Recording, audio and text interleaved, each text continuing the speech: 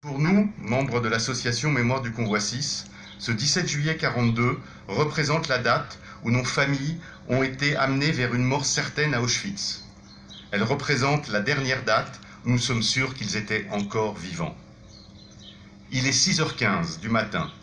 928 personnes, dont 119 femmes et pour la première fois 24 enfants, sont rassemblées dans le camp d'internement de Pithiviers et sont poussés de façon brutale dans les wagons à bestiaux.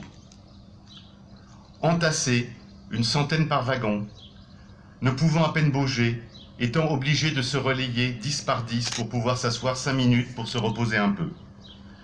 3 jours de voyage interminable sous la chaleur étouffante de ce mois de juillet 1942.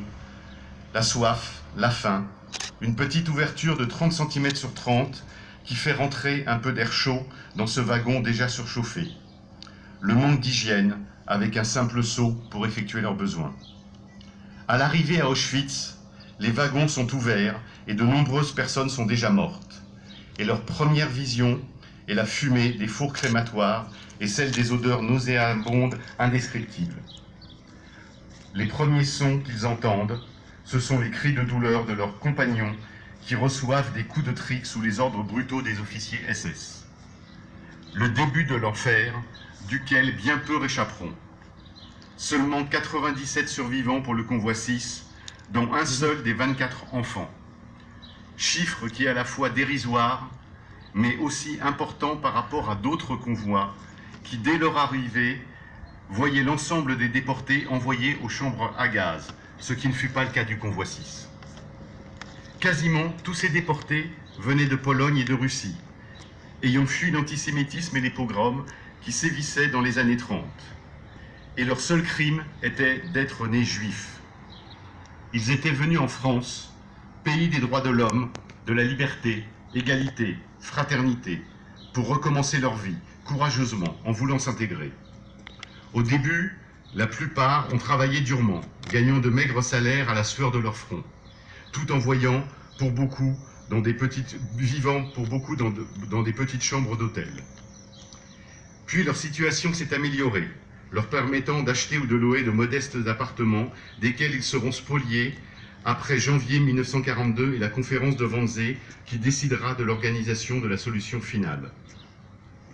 Avant cette date, la plupart des déportés du convoi 6 qui habitaient Paris avaient été convoqués par le fameux billet vert le 14 mai 1941 pour contrôle de leur situation. Ils furent alors arrêtés sans ménagement par la police française sous le fallacieux prétexte d'être en surnombre dans l'économie nationale et parqués ici, à Pithiviers et Beaune-la-Rolande, dans les camps d'internement du Loiret, ces camps qui font encore honte aujourd'hui à la France. Même si les conditions n'étaient pas comparables avec celles qu'ils vont connaître plus tard à Auschwitz, la vie à Pithiviers et Beaune-la-Rolande était dure, avec peu de nourriture, sous la surveillance des gendarmes et des douaniers français. Certains de ces gardiens permettaient quelquefois de passer une lettre ou un colis de la famille et organisaient, pour les plus bienveillants d'entre eux, une courte visite de la femme et des enfants. Mais très vite, les conditions devinrent plus dures, malgré un semblant de vie sociale, comme peuvent en témoigner les quelques lettres et photos envoyées de ces camps du Loiret. Puis arrive le 16 juillet 1942 et la grande rafle dite du Veldiv, au cours de laquelle près de 13 000 juifs parisiens vont être arrêtés. C'est à cause de cette rafle que les autorités allemandes vont décider du départ du convoi 6 pour faire de la place dans les camps de Pithiviers et Beaune-la-Rolande et pour les personnes arrêtées la veille. Je vous remercie.